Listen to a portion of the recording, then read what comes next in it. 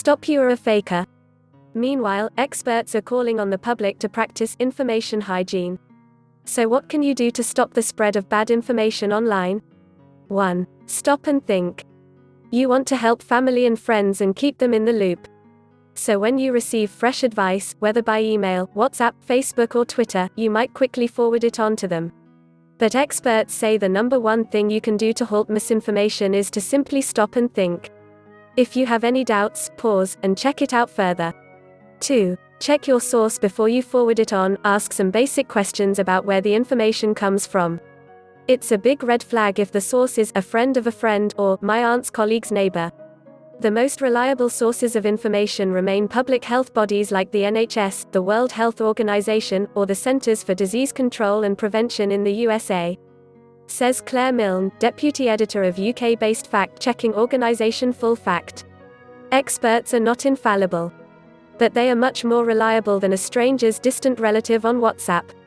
3. Could it be a fake? Appearances can be deceptive.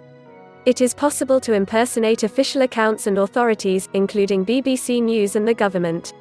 Screenshots can also be changed to make it look like information has come from a trusted public body. Check known and verified accounts and websites. If you can't easily find the information, it might be a hoax. And if a post, video or a link looks fishy, it probably is.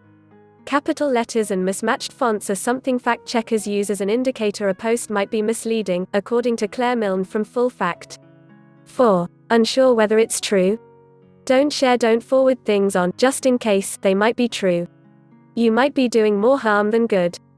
Often we post things into places where we know there are experts, like doctors or medical professionals. That might be okay, but make sure you're very clear about your doubts.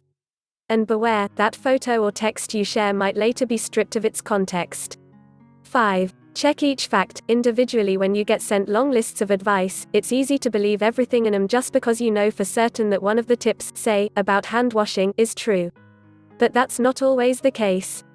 Don't assume that every piece of information in a post is true simply because you know that one part of the message is definitely correct.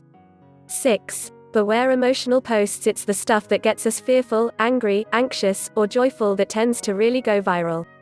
Fear is one of the biggest drivers that allows misinformation to thrive, says Claire Wardle of First Draft, an organization that helps journalists tackle online misinformation. Urgent calls for action are designed to ramp up anxiety, so be careful. People want to help their loved ones stay safe, so when they see tips for preventing the virus, or take this health supplement, people want to do whatever they can to help, she says. 7. Think about biases. Are you sharing something because you know it's true, or just because you agree with it? Carl Miller, research director of the Center for the Analysis of Social Media at think tank Demos, says we're more likely to share posts that reinforce our existing beliefs. It's when we're angrily nodding our head that we're most vulnerable, he says. That's when, above everything else, we just need to slow down everything that we do online.